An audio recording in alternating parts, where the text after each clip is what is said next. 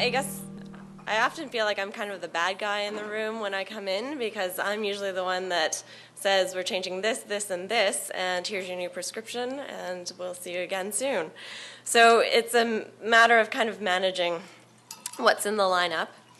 This is usually the drill, how renal clinic starts. When we have a new patient, they come in with their lovely, slightly contaminated bag of medications that you're not sure where they've actually been.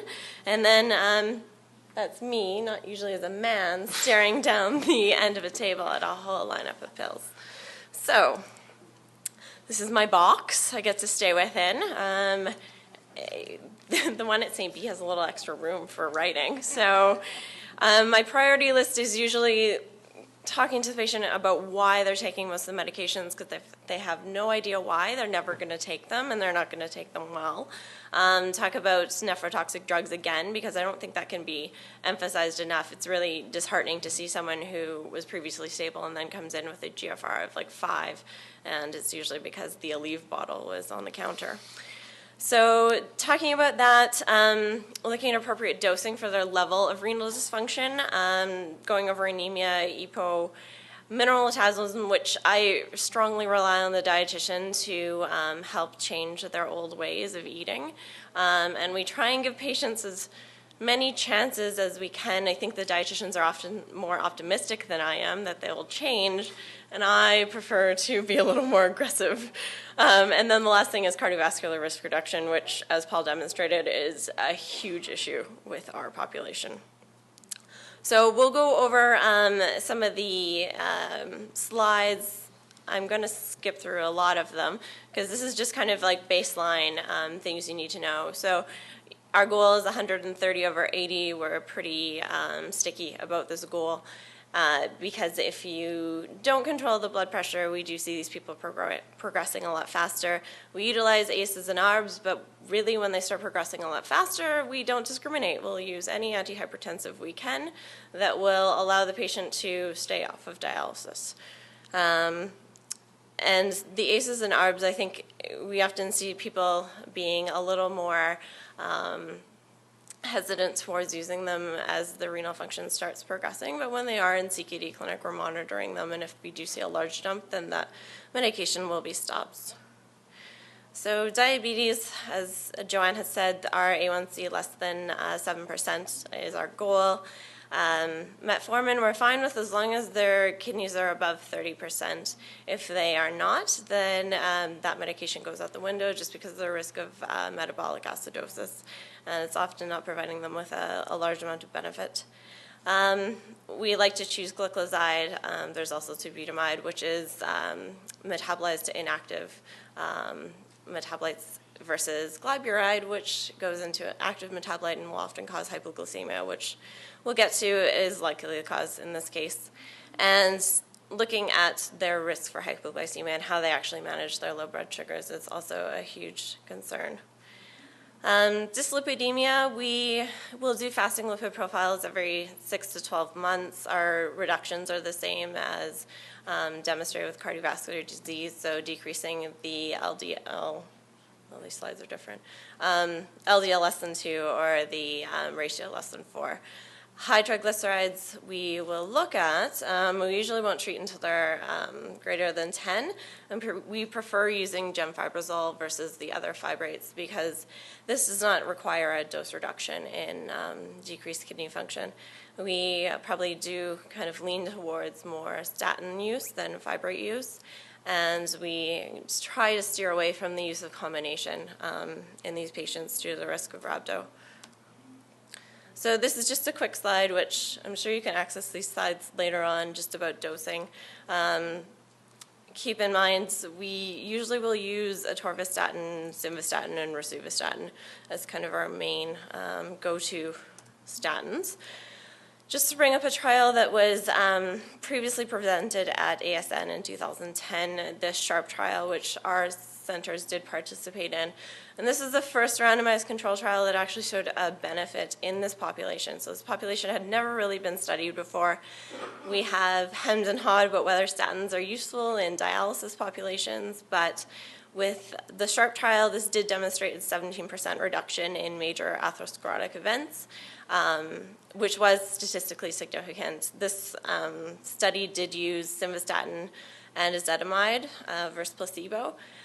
I'm not really sold on ezetimibe, and I think titrating the simvastatin might have been a little a better thing that we would have done in clinical practice.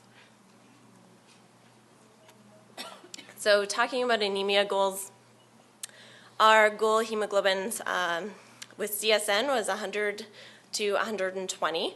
The MRP has recently kind of revamped this thought, and we are at 105, I believe, to 120 is the new guideline that we're following.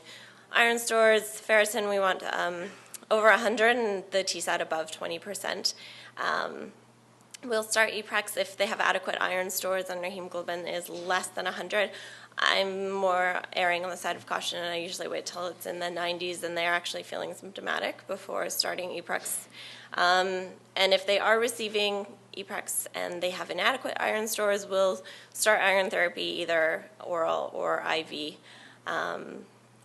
If their hemoglobin is slightly low and they're not on EPREX, we'll usually start oral iron. So just a couple notes about EPREX. The EPREX is covered by the Manitoba Renal Program. However, we only distribute it out of 2 sites, which is Shoppers Drug Mart at St. Boniface Hospital and the HSC Pharmacy in Psych Health. The patient is not billed for the cost of the drug, which starts at around $300 and escalates up from there. It is covered through NIHB, and so it can be filled anywhere. The nurses do a great job of training the patient. If they don't have the ability to inject the needles themselves, home care has been involved. And just another note, it's not made in 7,000 or 9,000 unit syringes, so we actually won't combine any syringe strengths in terms of dosing. Is just painful and increases the cost. And patients often think that the needles get stuck in them, but the needle actually retracts into the syringe. So it's always a good teaching point. So in terms of anemia evidence, yeah, it happens. So there's been 3 studies. We've had CRIRE, CREATE, and TREAT in terms of looking at EPREX therapy in a CKD population. I think the beginnings of CRIRE actually was the reason for putting a black box warning on EPREX from the FDA, because there was an increased risk of death and there was an increased risk of cardiovascular events with high hemoglobin targets. So we've kind of moved on from CRIRE and CREATE and went to TREAT, and TREAT was published in 2009. There's a lot of writing on this page, and I actually have a different slide which isn't in here, but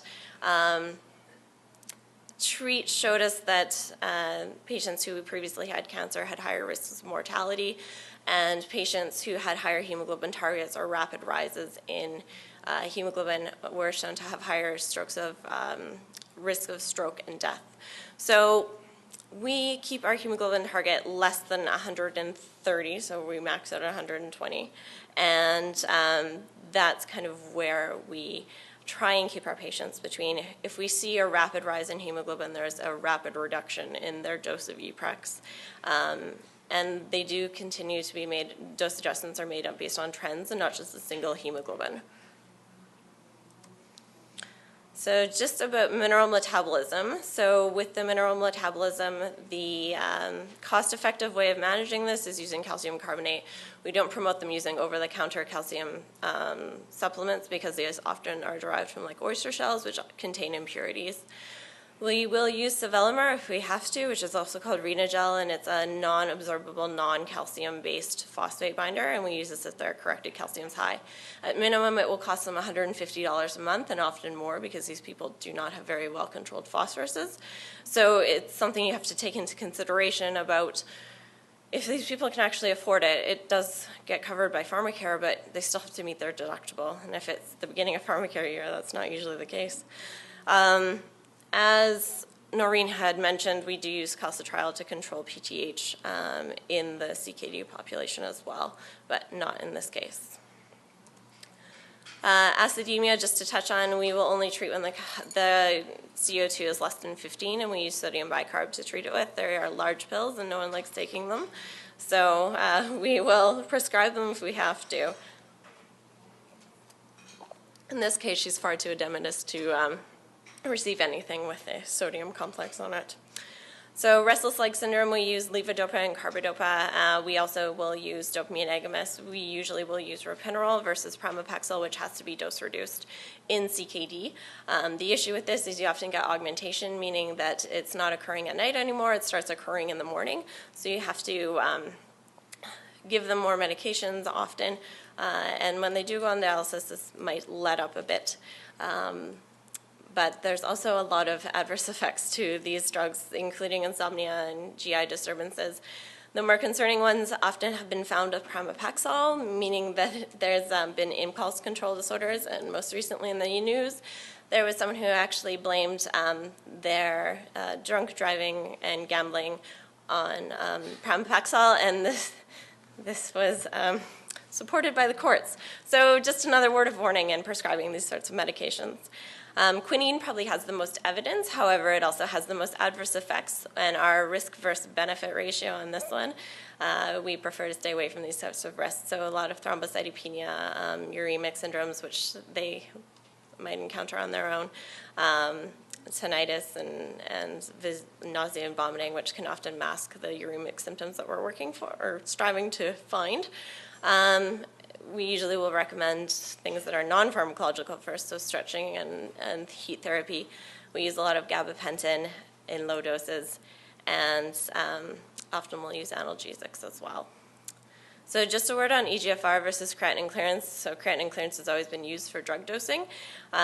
This is a bit of a historical look, but the bottom line is that if you calculate a creatinine clearance and eGFR, they're usually within 5 mLs per minute of each other. And the dose reduction should always be based on the patient as well and the risk of the medication that you're using. So going to the case, this woman has quite a low hemoglobin. She also has some slight deficiencies in her iron. At this point, because there's going to be so many other changes made, we're going to sign her up for some IV iron, which will usually occur in a month. So we use iron dextran as first line. If there is a reaction to it that's deemed a non-avoidable reaction in the future, we will transition over to using Venofer from the patient. And the EPREX initiation, this person is quite a bit larger. I had subsequently changed the slide actually to decrease her dose to a starting dose of 4,000 units every 7 days. We can place more demand on her iron stores once we've repleted them.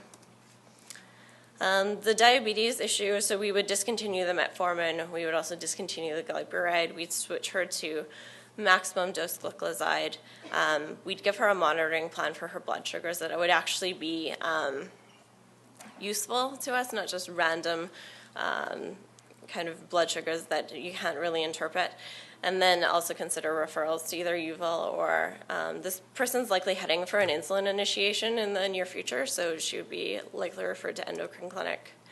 So hypertension, she has a strong history. She's quite hypertensive, but the edema seems to be the main issue here. So we would continue what antihypertensive she is on and then also start some furosemide. This person would be followed up likely in about a week with our renal nurses to reassess the blood pressure and the fluid management and see how she's doing. At that point, we can increase Lasix or start adding a different antihypertensive if it's indicated at that time. So I'm not crazy about her Plavix and aspirin. Her CHAD2 score is only 2. However, I'm not sure if this is really indicative of her actual risk as a CKD patient. So she likely will need a little nitro spray. She's already wearing a patch, so I think you should always err on the side of caution. Her digoxin dose is quite high, so we're going to look at that. And anticoagulation, I think she should be sent back to cardiology clinic. There's more of an emphasis on using warfarin, so I think it's time to consider that versus this, and also see where that stent is placed. The cholesterol issue, her cholesterol is not within target, and we need to help to reduce that. So she's only on 10 milligrams of atorvastatin, so we would increase that to 40, watch her labs. If she does not see a rise in her liver function test, we'll increase it again. Gabapentin is probably one of the most overdosed medications we see in these clinics. So for her actual level of renal function, she is restricted to about 700 milligrams per day at most. So she's on quite a hefty dose that we would dose reduce as well.